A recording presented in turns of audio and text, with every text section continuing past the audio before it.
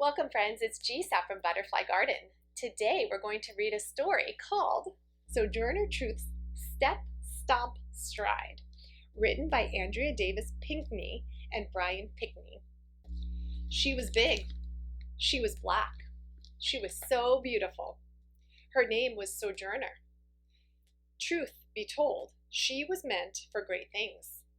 Meant for speaking, meant for preaching, meant for teaching the truth about freedom. Big, black, beautiful, true. That was Sojourner. Sojourner was born a slave. Her master named her Isabella. Sojourner's mother, Mau Bet, and her father, James Bomfrey, took a first look at their child and decided to call her Belle. Seems her newborn's cry was ringing in good news. Nothing quiet about this girl.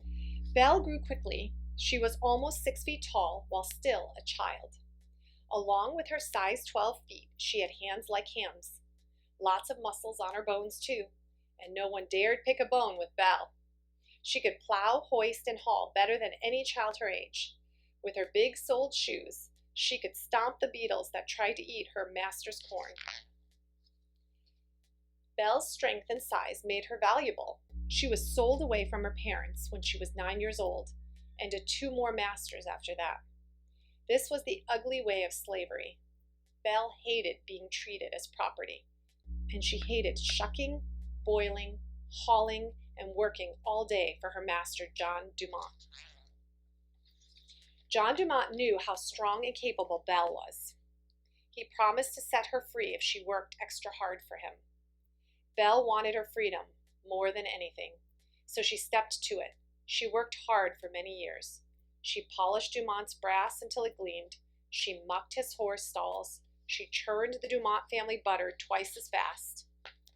Finally, Belle went to John Dumont ready to be freed, but John did not honor his promise. That's when Belle decided to run away. In search of freedom, Belle ran. She fled like tomorrow wasn't even going to come.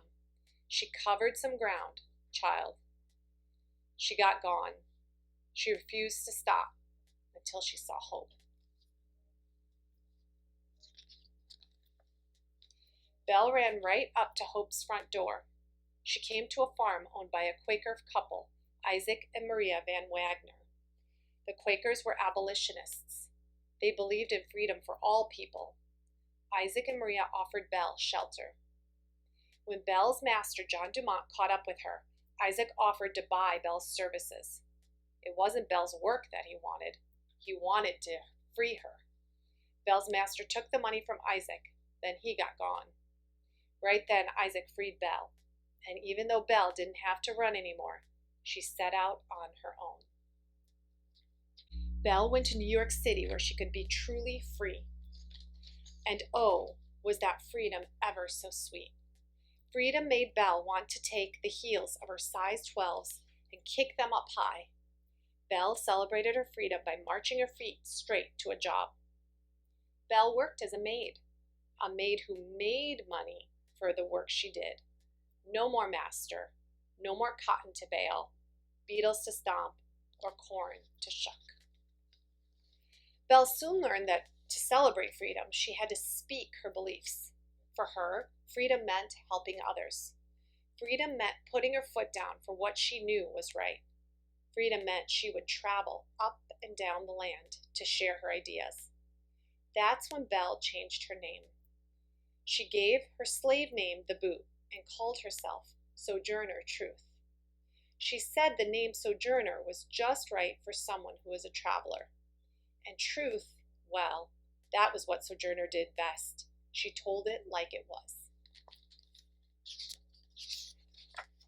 Sojourner couldn't read or write, but she could sure speak her mind, and now she was free to go wherever she wanted to find folks who could help her spread the word about freedom. She met many abolitionists, women and men who spoke out against slavery.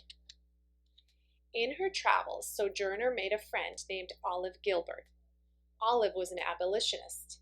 She read the Bible to Sojourner. Sojourner memorized every word in that good book. She could recite the entire Bible, from the Begats to the Beatitudes.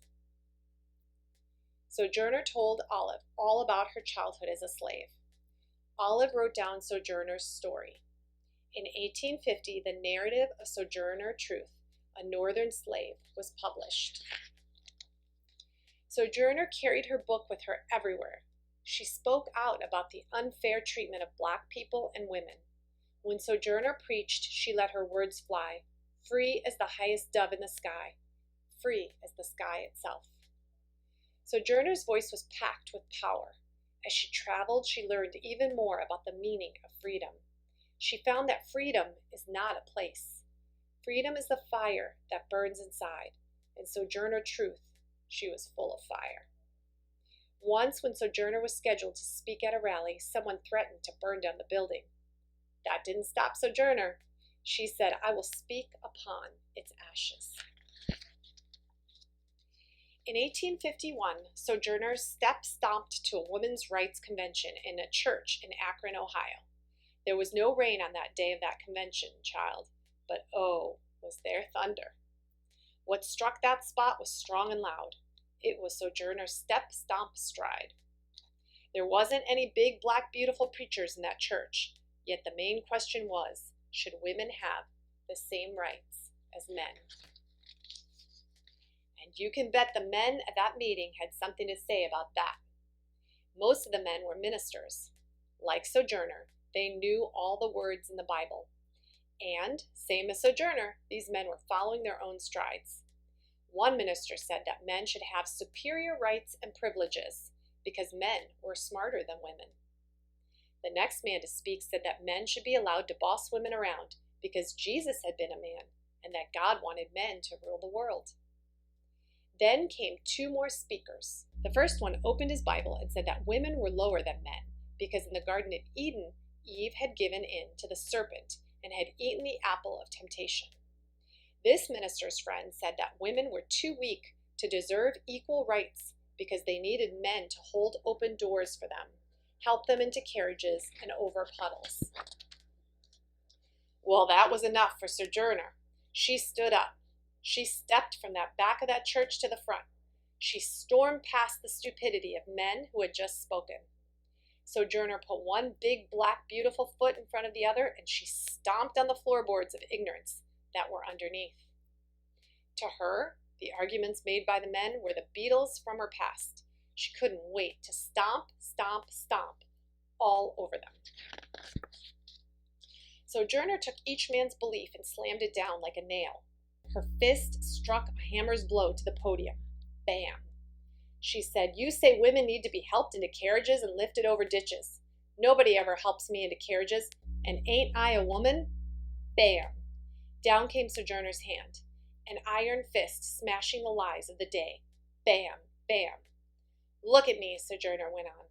"I have plowed, and I have planted, and I have gathered into barns. No man could heed me, and ain't I a woman?" Now Sojourner was ready to preach her beliefs about what the Bible meant to her. She spoke to the man who told of God's will. "Where did your Christ come from?" she asked. "From God and a woman. Man had nothing to do with him." Then Sojourner talked about Eve and the apple in the Garden of Eden. She said, "If the first woman God ever made was strong enough to turn the world upside down all alone, then women ought to be able to turn it back and get it right side up again." Down came both fists. Bam, bam. When Sojourner was done, she told the congregation, "Now old Sojourner hasn't got nothing more to say." And that was the truth. Sojourner had spoken the honest to goodness. She was ready to step, and step she did. Her size 12s hit their stride. Off she walked. Big, black, beautiful, true. That was Sojourner.